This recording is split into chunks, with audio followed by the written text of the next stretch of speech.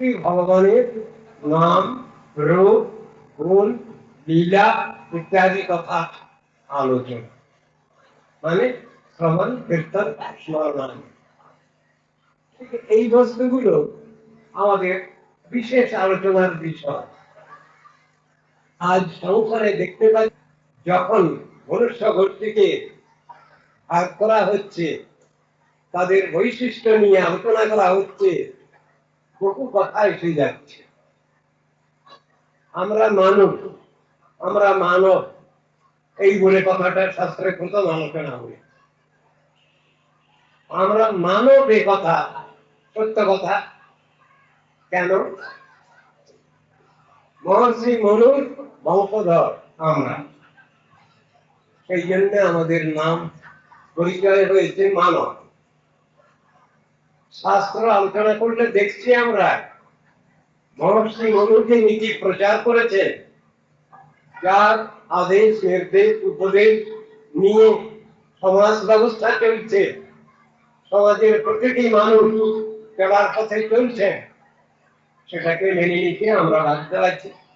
এই জন্যই আমাদের পরিচয় হয়েছে মানব। সেই কথাটি শাস্ত্রে পরিষ্কার ভাবে বলছে, যদি আমরা মানব হই তাহলে মানবের বিশেষ কিছু কৃত্য দায়িত্ব রয়েছে। সেই দায়িত্ব নিশ্চয়ই আমরা ছেড়ে দিতে পারি না। কি দায়িত্ব? সাধারণ পশু পক্ষী যেভাবে জীবনযাপন করে, তাদের মধ্যে যেটুকু জিনিস আমরা দেখতে পাচ্ছি, আহার, নিদ্রা, ভয় ইত্যাদি রয়েছে তাদের, মানুষের ভিতরে যদি সেইটুকুই থাকে, তাহলে মানবের মানবত্ব কোথায়? এ নিয়ে শাস্ত্রে আলোচনা রয়েছে বিশেষভাবে। তাই বলছেন, ধর্মহিতেশং অধিক বিশেষ ধর্মে নহিনা পশু বিচ্যমান।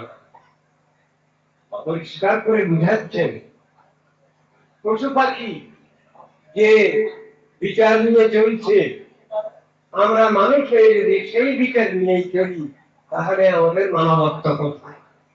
সেই কথারই আলোচনা। মানুষকে বলা হলো রেশনাল বিইং। মানুষ নীতি আদর্শ পরায়ণ। এই নীতি আদর্শ পরায়ণতা নিয়েই মানুষের মনুষ্যত্বের বিচার শাস্ত্রে করা হয়েছে। তাই বললেন, ধর্ম হিতেশং অধিক বিশেষ। মানবের মানবত্ব নিয়ে যদি আলোচনা করতে হয়, তাহলে তার নীতি আদর্শ নিয়ে আলোচনা প্রয়োজন। কেন? মানব রেশনাল বিইং। অ্যানিম্যালিটি প্রত্যেক বস্তুর মধ্যেই আছে কম বেশি, কিন্তু যেহেতু মানব নীতি আদর্শ পরায়ণ, সেই জন্যই সে সেটা রক্ষার সবসময় চেষ্টা করবে। তাই শাস্ত্রে বোঝানো হলো, আমাদের যে সত্তা, জৈব সত্তা, আত্মিক সত্তা, সেটা নিয়েই আমাদের আলোচনা প্রথম হয়েছে। যে আলোচনা আমরা কিছুই বুঝি না। পাশ্চাত্য দেশ বর্তমানে যেসব ধারণাগুলো আমাদের দিচ্ছে, সেইগুলো নিয়েই আমরা ভারতবাসী চলবার চেষ্টা করছি। কিন্তু একটা বিষয়ে বিশেষ লক্ষ্য করবার জিনিস, আমাদের মুনিঋষিরাই, তারাই কিন্তু সমস্ত জগতেই নীতি আদর্শ প্রচার করেছে। সেই কথাগুলোই পাশ্চাত্য দেশ থেকে ঘুরে এসেছে আমাদের কাছে, আবার আমরা শুনতে পাচ্ছি, জানতে পারছি। Science ends in philosophy, and philosophy ends in religion। কথাটা খুব প্রণিধানযোগ্য। ম্যাটেরিয়াল সায়েন্সের কথা যেখানে শেষ হচ্ছে, দার্শনিক জগৎ সেখানে আরম্ভ হচ্ছে, আবার দার্শনিক জগতের কথা যেখানে শেষ হচ্ছে, সেইখানে ধর্ম জগতের কথা আরম্ভ হয়েছে। কথাটা খুব চিন্তার বিষয়, অনুধাবনযোগ্য। কেন এ কথা বলছে? পাশ্চাত্য দেশ যদি একথা বলে স্বীকার করে মেনে যদি আমাদের এখানে আবার ফেরত পাঠিয়েছেন কথাটা, এটা তো চিন্তার বিষয় আমাদের। এর ভিতরে তো বহু বিষয় আছে, জানবার রয়েছে এর ভিতরে। দর্শন শাস্ত্র দু রকম, যাকে বলা হবে আস্তিক্য দর্শন, নাস্তিক্য দর্শন। আমাদের ভারতবর্ষে যে দার্শনিক বিচার প্রচলিত, তার মধ্যে 6টি দর্শনের মধ্যেই 5টি দর্শনকে নাস্তিক্য দর্শন বলা হয়।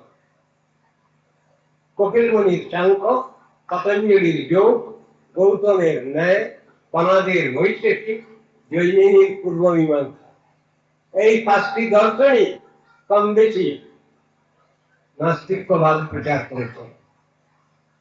বেদান্ত দর্শন কৃষ্ণ দ্বৈপায়ন বেদব্যাসের বিশেষ প্রকার। তিনি ব্যাখ্যা দিয়েছেন বেদান্ত দর্শনের যেভাবে ভগবানের স্বরূপ বিচার, পরমাত্মার স্বরূপ বিচার, ভগবানের স্বরূপ বিচার, জীবাত্মার স্বরূপ বিচার, আমরা সেসব বিষয় নিয়ে আলোচনা করছি আজকাল। পাশ্চাত্য দেশের আলোচনা নিয়েই আমরা বেশি আলোচনা করছি। আমাদের দেশের মুনি ঋষিগণ যেসব তত্ত্ব দর্শন আমাদের সামনে রেখেছেন, আমরা সেগুলো জানবার, বুঝবার চেষ্টা করছি। এটা খুবই দুঃখের বিষয়। আমাদের সমাজপতি যারা মুনি ঋষিগণ, তারা যে চিন্তাধারা আমাদের দিয়েছেন, আমরা সেটা নিতে পারছি না, নেওয়ার চেষ্টা করছি না। আজ দার্শনিক বিচার কিছু জানতে গেলে, বুঝতে গেলে আমরা পাশ্চাত্য দার্শনিক গণেরই কথাই উল্লেখ করছি। কিন্তু আমাদের দেশের ঋষিগণ কে কি বিচার দেখাবেন, কে কি বিচার আমাদের জানাবেন, এসব নিয়ে আলোচনা তো খুবই কম। পাশ্চাত্য দার্শনিকদের অনেকের নামই আমরা জানি, কিন্তু ভারতীয় দর্শনকার কজনের নাম আমরা শিখেছি, জেনেছি, বুঝেছি। ওটা আলোচনার দরকার হয়ে পড়েছে।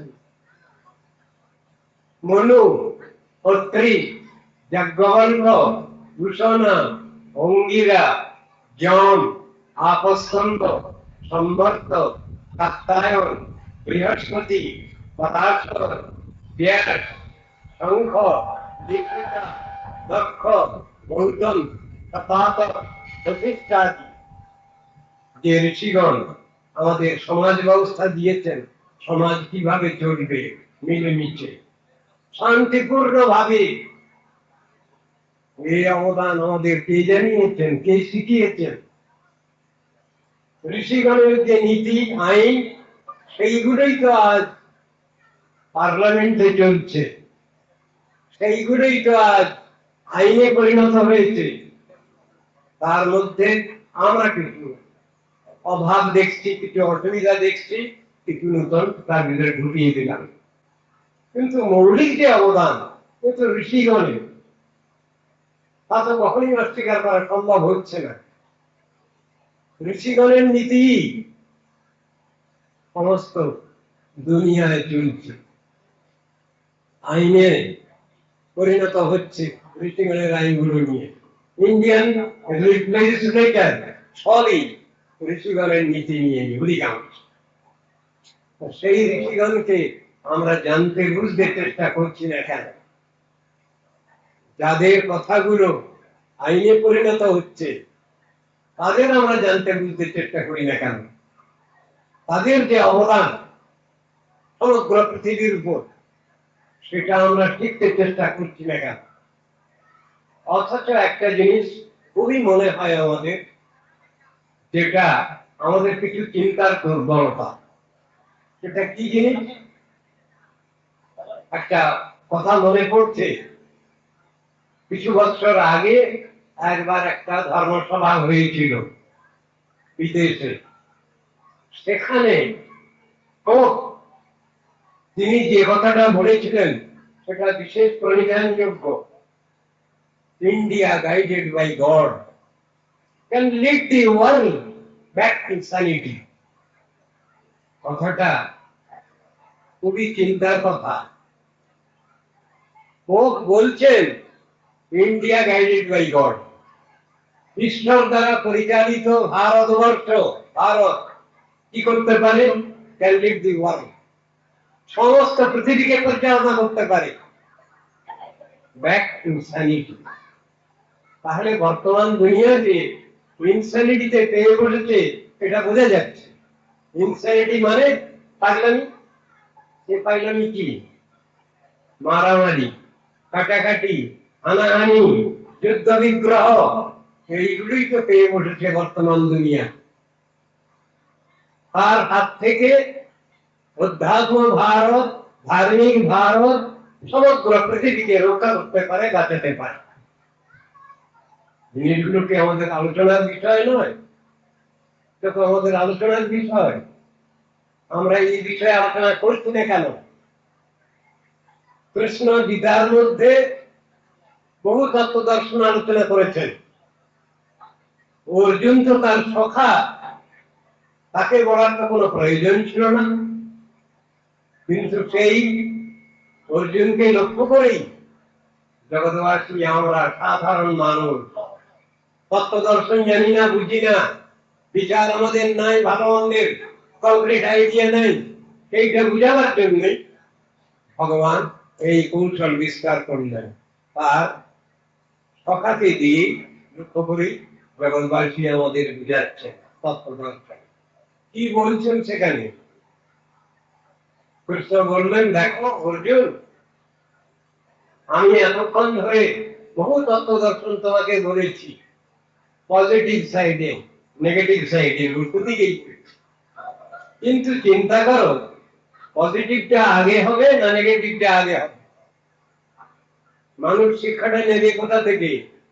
বর্তমান দুনিয়া নাস্তিক, তত্ত্ব দর্শনকে অস্বীকারী, একটা দিককে নিয়ে চলতে চায়। কিন্তু শাস্ত্রীয় যে বিচার রয়েছে তাতে তো মীমাংসা রয়েছে। সব কি মীমাংসা আছে? তারই কথাটা আমি একটু টাচ করে গেছি।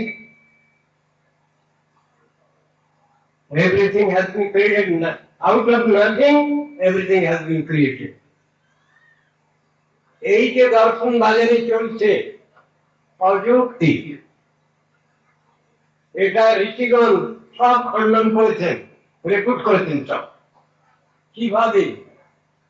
শূন্য থেকে জগৎ সৃষ্টি হয়নি, পজিটিভ সামথিং থেকে জগৎ সৃষ্টি হয়েছে, এবং তার থেকে পজিটিভিটি নেগেটিভিটি দূরিয়ে, এই জন্য বিচার সেখানকার।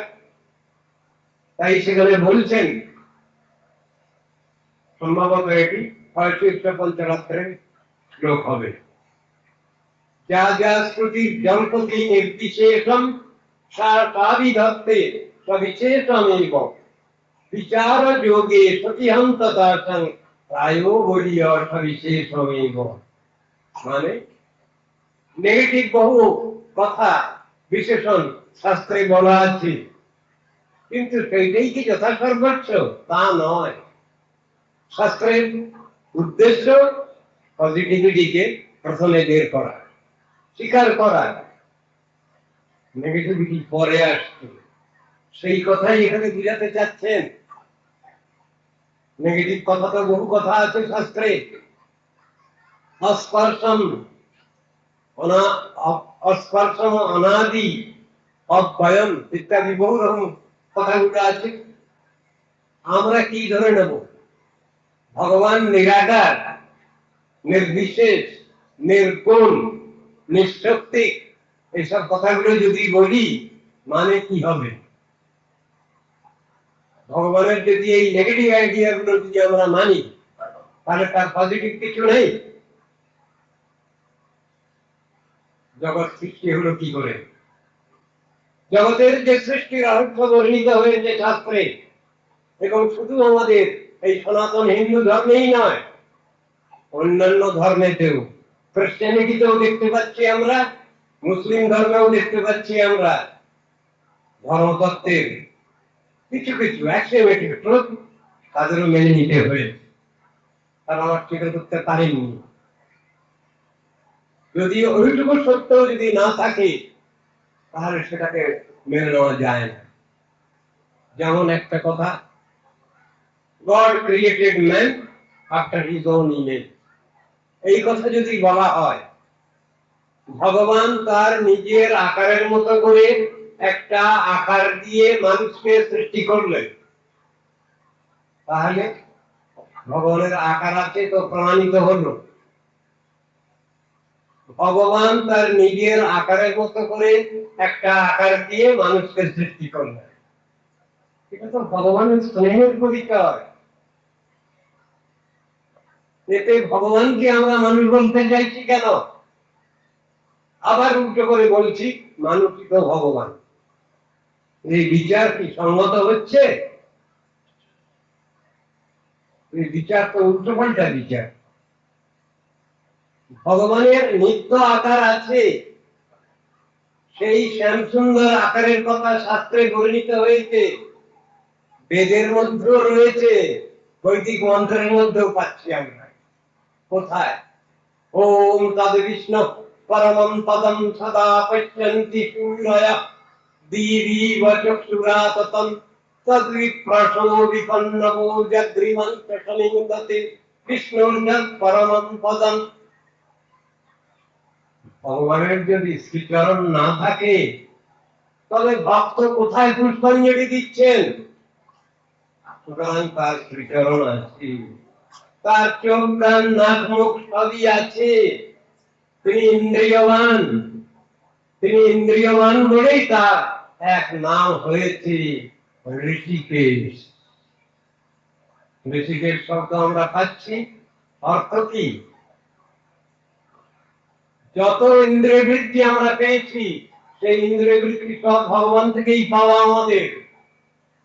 সেই ইন্দ্রিয় বৃত্তি যদি আমরা ভগবানের সেবায় নিয়োগ করি তাহলেই আমাদের ভক্তি হয়। এই তো ভক্তি শব্দের ডেফিনেশন, সংজ্ঞা শাস্ত্রে দিয়েছে। ঋষিকে না ঋষিকেশ সেবা নব ভক্তির উচ্চতে, ঋষিকে গোবিন্দ সেবা কথাটা বলছেন। তাহলে যে ইন্দ্রিয় বৃত্তি আমরা পেয়েছি ভগবান থেকে সেইটা আমরা ভগবৎ সেবায় নিয়োগ করলেই তাতেই ভক্তি হয়। এইগুলো ভক্তি শব্দের সংজ্ঞা।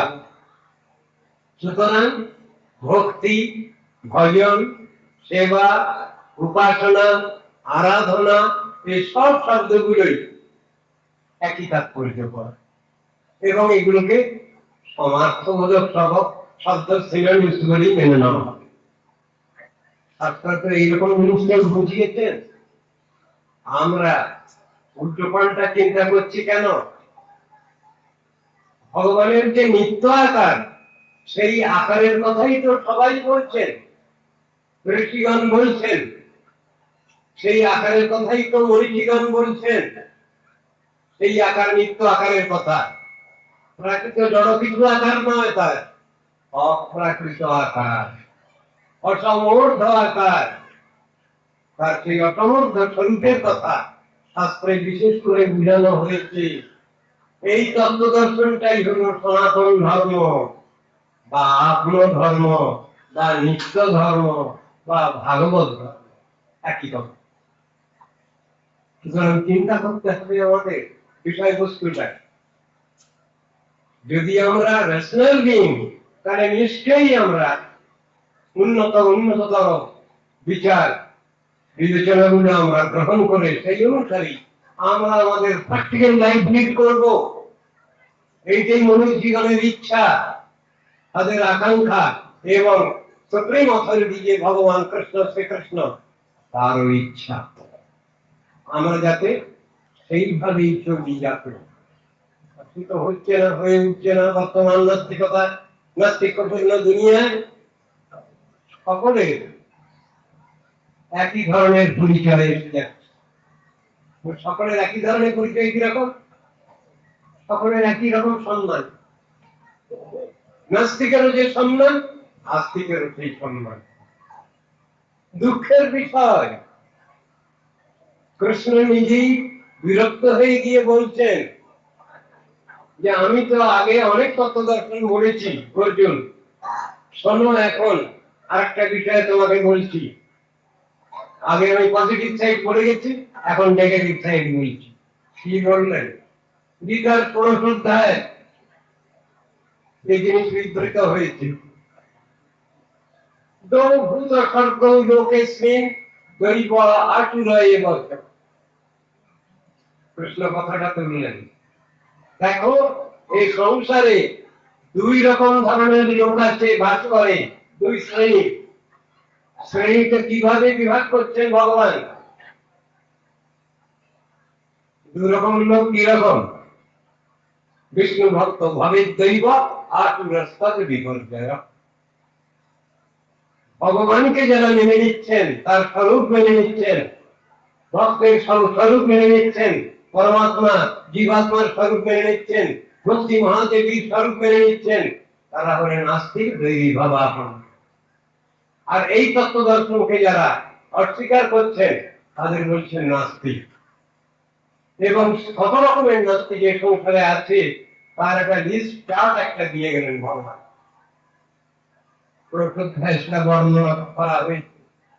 অসত্যম অপ্রতিষ্ঠন্তে জগদাহুরণীশ্বরম অপরস্পর সম্ভূতম কিমন্য কাম হইতুকম। অর্জুন, হলো প্রথম কথা, ব্রহ্মসত্য জগৎ মিথ্যা এই দর্শন নিয়ে যারা চলেছেন, তারা হলেন ১ নম্বরের নাস্তিক। ব্রহ্ম যদি সত্য, ভগবান যদি সত্য, তাহলে এই জগৎ সত্য, এই জগৎকে মিথ্যা বলতে পারবে না। অপ্রতিষ্ঠান্তে জগদাহুর অনিশ্বরম। দ্বিতীয় নাস্তিক বলছেন যে ভগবান বলে কেউ নাই এই সংসারে। তৃতীয় নাস্তিক আবার কি বলছেন? অপরস্পর সম্ভূতম। এই জগৎ সৃষ্টি হয়েছে অনুপরমাণু সংঘাতে। তোমাদের বৈশিষ্ট্যিক দর্শন, অ্যাটমস মলিকিউলস থিওরি এখানে আলোচনা করা হয়েছে। চতুর্থ নাস্তিক কি বলছেন? কি কাম হইতুকম। সেই ভগবান যদি থেকে তবে তাকে মানার দরকার কি? তিনি আমাদের কি মঙ্গল করেছেন? ঠিক এইরূপ ভাবে নাস্তিকতা জগতে বিস্তৃত হয়েছে। শাস্ত্র বলছেন, গীতা ভাগবত বলছেন, এই জন্য এই নাস্তিকদের কি দুর্গতি হয়, এদের অহংকার কি? এরা বলছে ভগবান ভগবান নাই, অথচ নিজেরাই ভগবান হতে যাচ্ছে। যারা ভগবানকে অস্বীকার করছে, ভগবত তত্ত্ব দর্শনকে, তারা নিজেরা আবার কি করে ভগবান হয়? সেখানে বলছেন কি সব নিজেরা ভগবান হতে চায়। ঈশ্বর হন, অহং ভোগী, সিদ্ধ হন, ভগবান সুখী, কন্যাস্তি সদৃশ মায়া, এই জাতীয় অহংকার প্রকাশ করছে। যারা নিজেরাই ভগবান তত্ত্ব সম্বন্ধে কোন ধারণা রাখে না, তারাই এবার বলছে আমারই তো ভগবান, মানুষই তো ভগবান। আবার কখনো কখনো উল্টে বলে দিচ্ছে ভগবান তো মানুষ। তত্ত্ব দর্শন ভুল থিওরি। দার্শনিক বিচার যদি আমরা আলোচনা করি, দার্শনিক জগতে খুব মহা দুষ্টটি অপরাধ প্রাকৃত বস্তুকে অপ্রাকৃত বলে মানা। আবার অপ্রাকৃত বস্তুকে যদি প্রাকৃত মনে করি আমি, এই দুটো থিওরি ভুল হয়। অপ্রাকৃত বস্তুকে যদি প্রাকৃত বলি, তাহলে অ্যানথ্রোমরফিজম দোষটি হয় আমার। আবার প্রাকৃত বস্তুকে যদি অপ্রাকৃত বলি, তাহলেও অ্যাপোথিওসিস রূপ দার্শনিক দোষ হয়। এগুলো নিয়ে বহু প্রমাণ রয়েছে, উদাহরণ দেওয়া আছে শাস্ত্রে। সেগুলো আলোচনা করতে গেলে বহু সময় লাগে। যাকে বলে সনাতন ধর্ম, সেটা এভারলাস্টিং, আনচেঞ্জেবল। সেই জিনিসই শাস্ত্রে বুঝানো হয়েছে। যেমন উদাহরণ দেওয়া যায়, আমরা ভারতবর্ষে বাস করছি, ভারতীয় সংবিধান যদি আমরা মেনে নেই, তাহলে আইনের যত রকম সুযোগ সুবিধা আছে সবই আমরা পাই। কিন্তু যদি ভারতীয় সংবিধান আমি না মানি, নিশ্চয়ই ভারতবর্ষে থাকবার আমার কোনো অধিকার নাই। এই আইনে পরিবর্তন আছে, অ্যাডিশনাল অল্টারেশন আছে। আর একটা কথা বললেন, পারমার্থিক ক্ষেত্র, সেখানে কি বলছেন? পারমার্থিক যে বিচারটা সেখানে দেখাচ্ছেন শাস্ত্র হলে পারমার্থিক দার্শনিক বিচার। শাস্ত্রকে বলছেন কনস্টিটিউশন, তার নাম দিলেন স্পিরিচুয়াল কনস্টিটিউশন। কেন মানবো ওটা? ভগবানকে কেন মানবো? শাস্ত্র কেন মানবো? ওইসব তো মানুষে লিখে গেছে। মানুষই যদি, তারা যদি মানুষই হন, ভগবান যদি মানুষই হয়ে যান, তাহলে মানছি কেন আমরা? তাহলে আমাদের দেশের ছেলে মেয়েরা তাহলে আইন পড়ছে কেন? না পড়লেই পারে, তাকে মানবার নেই। আমাদের যারা সুপিরিয়র আছেন, শিক্ষক শিক্ষিকা আছেন, তাদের যদি না মেনেই যদি কাজ হয় আমাদের, তাহলে বাদ দেওয়া হোক। কিন্তু যারা মানছেন না, তারাই এবার বলছেন আমাদের মানো। এর কি জাস্টিফিকেশন আছে? যারা নিজেরাই কিছু মানতে চাচ্ছেন না, তারাই এবার বলছেন আমাদের মানো। এটা কি বিচার, কি যুক্তি? অদ্ভুত লাগে। শাস্ত্র এই সব প্রশ্নের পূর্বপক্ষ করে আবার উত্তর দিয়েছেন। তুমি যদি কোনো কিছুই না মানো, অ্যাক্সিওম্যাটিক সূত্র যদি তুমি না মানো, তাহলে তোমাকে কে মানবে? এই বিচার তো দেখানো আছে। বেদা প্রমাণম, স্মৃতয় প্রমাণম, ধর্মার্থযুক্ত বচনম প্রমাণম, বেদ প্রমাণম নভাবে প্রমাণম, হস্তচ্চ কুর্যাৎ বচনম প্রমাণম। বেদ প্রমাণ, স্মৃতিশাস্ত্র প্রমাণ, ধর্মার্থযুক্ত বাক্য প্রমাণ। এই প্রমাণকে যদি তুমি প্রমাণ বলে না মানো, তাহলে তোমাকে কেউ মানবে না এই জগতে। এই যুক্তি বিচারগুলো দেখিয়ে গেছেন শাস্ত্রে, আমাদের রেহাই নাই। আমরা যদি সবই অস্বীকার করে যাই আর নিজের কথাটুকু শুধু বলবার চেষ্টা করি, হবে না, চলবে না। কেন? এই দুনিয়াটা হলো যুক্তিবাদী দুনিয়া, যুক্তি ছাড়া কোনো কথা চলবে না। সেই জন্য সনাতন আর্য ঋষিগণ তারা এই বিচারটাও দেখিয়ে গেলেন, তোমরা শুধু কেবল শাস্ত্রের প্রমাণই মানবে না, তাহলে ঠিক মানা হবে না বিষয়বস্তুকে, তত্ত্ববস্তুকে। তাহলে কি হবে? যুক্তিও মানতে হবে, তত্ত্ব সিদ্ধান্ত মানতে হবে। তাই ঋষিগণ বললেন কেবল শাস্ত্রমস্কৃত না কর্তব্য বিনির্ণয়, যুক্তিহীন বিচারিতু ধর্মহানি প্রজায়তু। যুক্তিহীন বাক্যকে মেনে নেওয়া হবে, তার পিছনে লজিক থাকবে। ডিডাকটিভ ইন্ডাকটিভ লজিক যত কথাই আছে যুক্তি সহ, যুক্তির বাইরে। তো যুক্তিকেই যদি আমরা না মানি, তাহলে সবটাকে অস্বীকার করা হতো।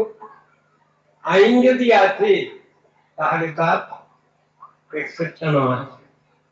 আমি যদি বলি আমি আইন মানবো কিন্তু এক্সেপশন মানবো না, হবে না কথাটা।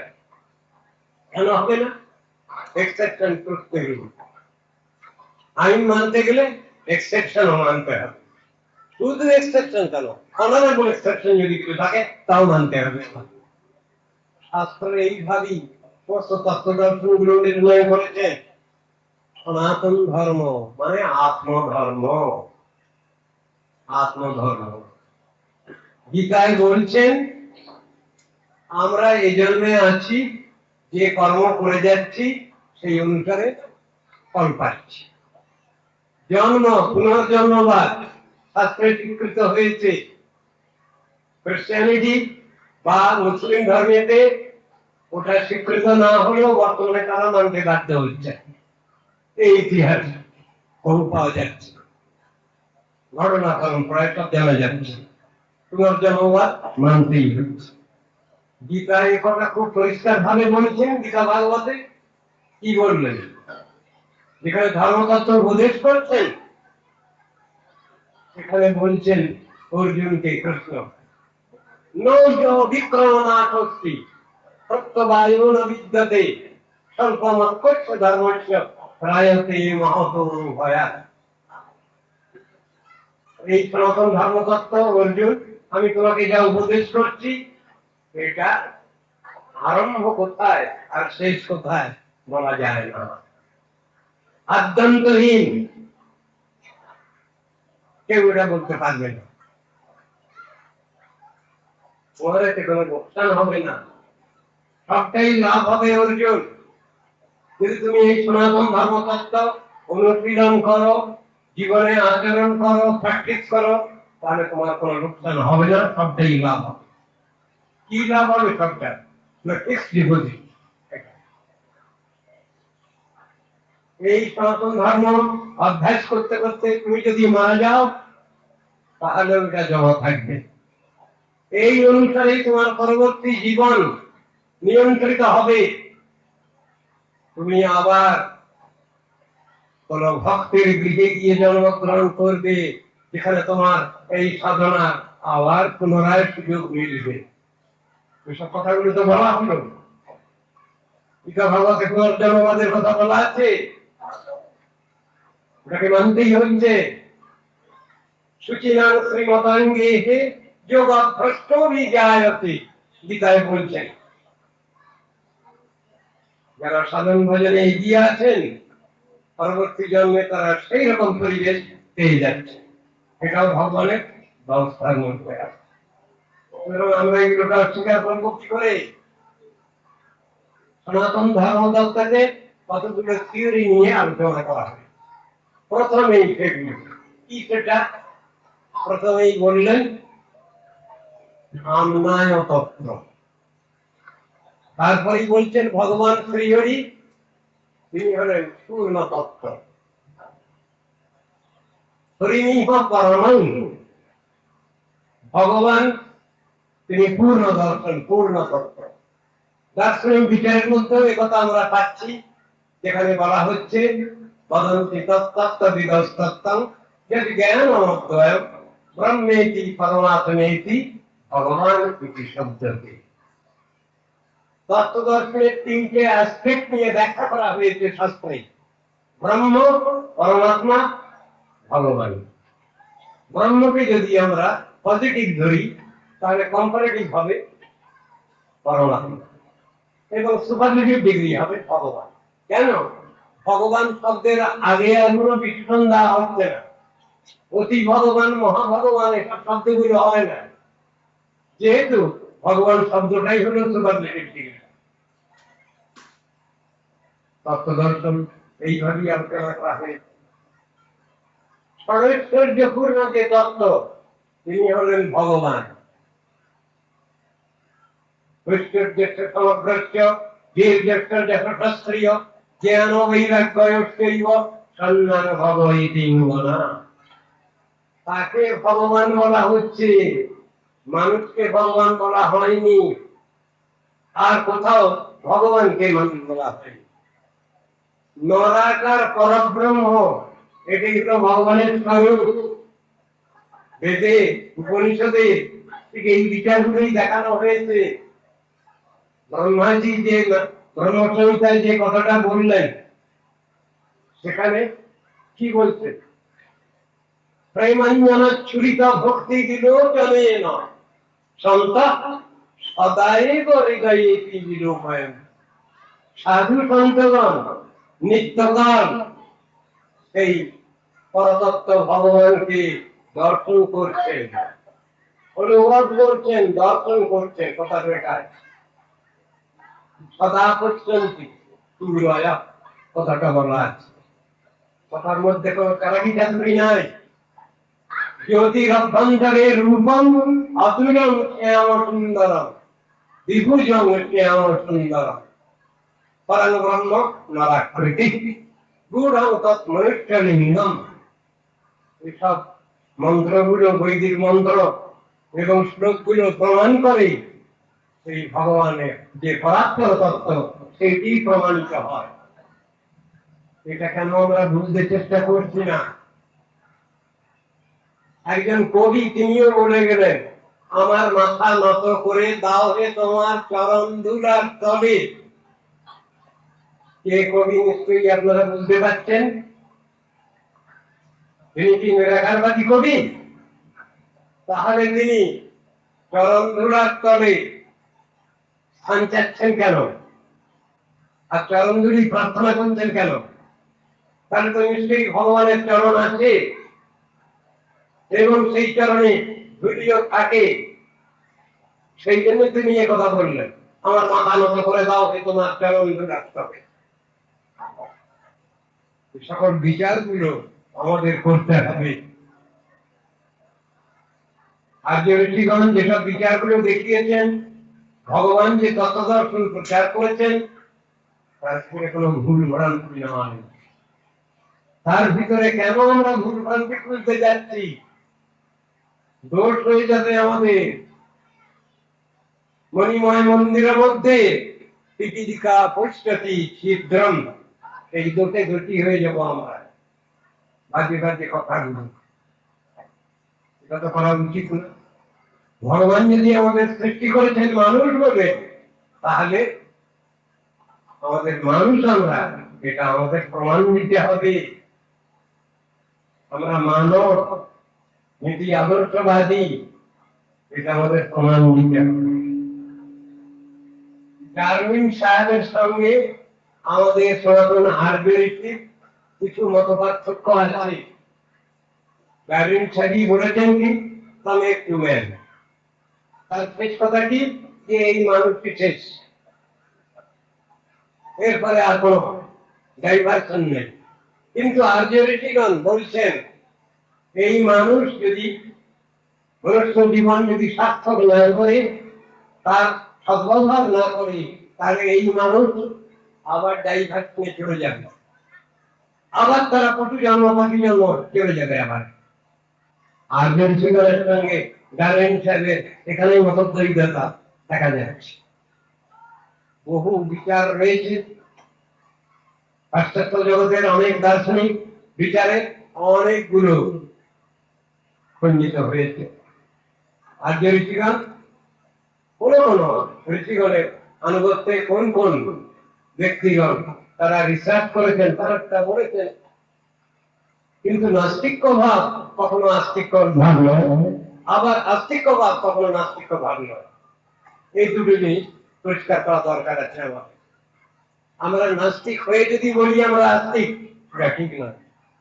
আবার আস্তিক যদি কেউ বাস্তব ক্ষেত্রে, তাকে কেউ নাস্তিক বলে প্রমাণ করতে পারবে।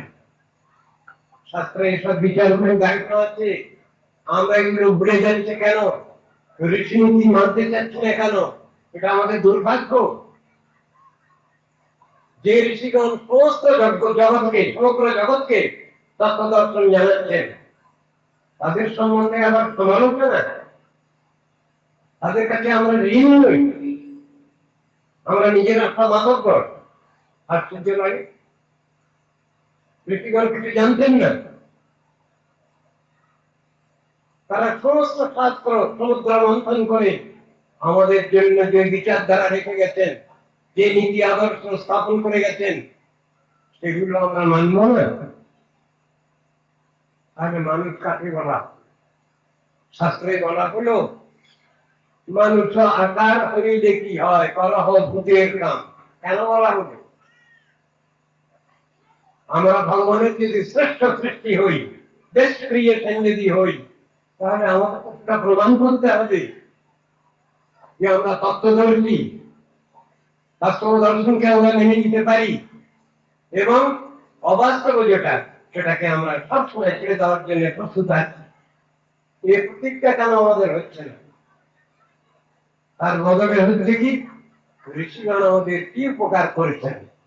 এমন ধরনের বিচারের মধ্যে এসে গেছি আমরা, বহুরূপী নাস্তিকতা আমাদেরকে এই রকম ধরনের কুমন্ত্রণা দিয়েছে। দুর্বুদ্ধি দিয়েছে, তাই আজ আমাদের দুরবস্থা। আমরা সর্বতভাবে শ্রেষ্ঠ জাতি, ভারতবর্ষ ঋষি অধ্যুষিত স্থান, মুনি ঋষিগণের আশীর্বাদ এই স্থান, যত অবতার সব এইখানে এসেছে। অন্য জায়গায় জাননি কেন? ভারতবর্ষেই কেন আসছেন? তার কি কোনো কারণ নেই? শাস্ত্রেই বলা আছে এই ভারত ভূমি হলো ঋষি ভূমি, ধর্মভূমি।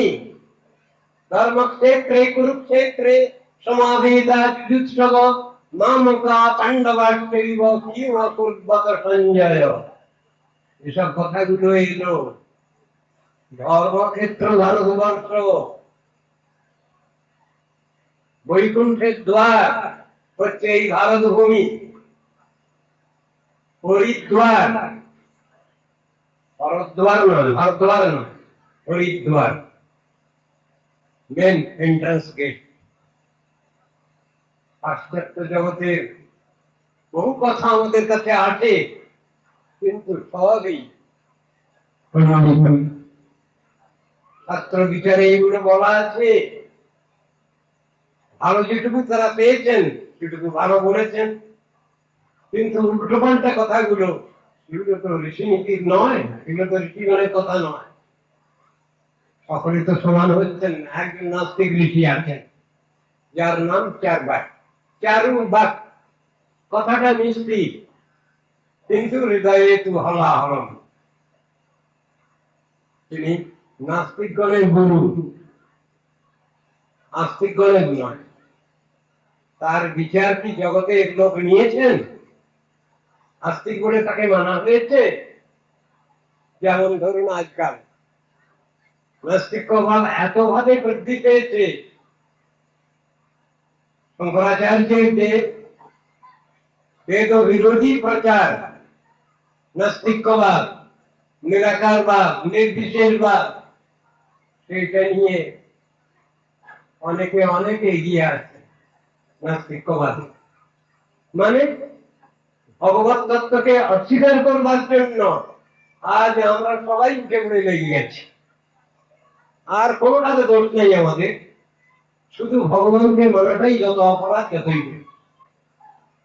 আমার পূর্ববর্তী বক্তৃতা বলেছেন যে এটাকে স্থাপন করাটাই বড় কথা।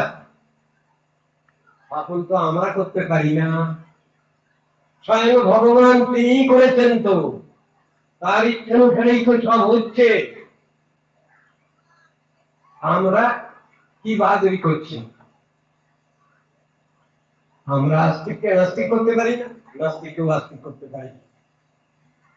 আমরা যখন মনুষ্য জাতি ভগবানের শ্রেষ্ঠ সৃষ্টি, দেশ ক্রিয়েশন, তার প্রমাণ দিতে হবে আমাদের। এইটাই হলো বড় কথা। সনাতন ধর্ম সেই ধর্মতত্ত্বই শিক্ষা দিয়েছেন যাতে আমরা নাস্তিক না হয়ে আস্তিক হয়ে বসবাস করতে পারি, সমাজের সংসার চলার পথে যাতে চলতে পারি, যাতে আমরা সাপোর্ট পাই, সেটা সনাতন ধর্ম চেষ্টা করেছেন। ভগবানকে ভালোবাসতে হবে এই সম্বন্ধে কোনো সন্দেহ নাই। যে নকেনা উপায়েন মনঃ কৃষ্ণে নিবেশয়ে। ভগবত তত্ত্বকে অস্বীকার করতে আমাদের কোনো বাহাদুরি হবে না, বরং বাহাদুরি শূন্য। যারা নীতি আশীর্বাদ পুষ্ট, তারা নীতি আদর্শ নিয়েই চলবেন। এটাই তাদের জীবন, এটাই তাদের প্রতিজ্ঞা, এটাই তাদের বাহাদুরি। আমি অনেক বাজি বাজি কথা হয়তো বলে ফেলেছি আপনাদের সামনে, ক্ষমা করবেন আপনারা আমাকে। কেন? আমি যা বলেছি শাস্ত্রের থেকেই বলেছি, প্রমাণ দিয়েই বলেছি, বলতে পারি। আমি নিজের কথা কিছুই বলি নাই, শাস্ত্রের কথাই বলেছি। আপনারা আমাকে ক্ষমা করবেন, অনেক সময় নিয়ে নিলাম আমি ওটা। এরপরে আবার রামায়ণ টান হবে, আছে অনেক কিছু। আমি আমার বক্তব্য এইখানে, সংক্ষেপ বক্তব্য এখানে রাখলাম। প্রতিপালন পাবনে